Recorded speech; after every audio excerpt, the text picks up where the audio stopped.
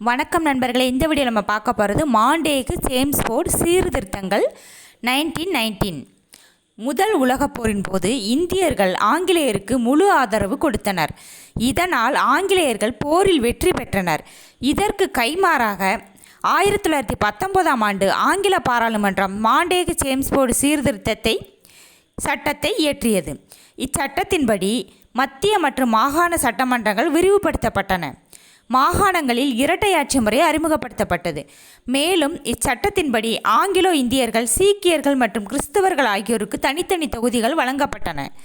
எனினும் இந்திய தேசிய காங்கிரஸ் இச்சட்டத்தை நிராகரித்தது. இச்சட்டத்தை வெளியிட்டது ஆங்கிலேயரின் பெருந்தன்மையற்ற செயல் எனவும் அதனை ஏற்றுக்கொள்வது இந்தியருக்கு மதிப்புடையதாகாது எனவும் அன்னிபெசன்ட் விவரித்தார். நன்றி, வணக்கம் நண்பர்களை. வீடியோ பிடிச்சவங்க வீடியோக்கு லைக் பண்ணுங்கள், சப்ஸ்கிரைப் பண்ணுங்கள், உங்களோட ஃப்ரெண்ட்ஸுக்கு ஷேர் பண்ணுங்கள்.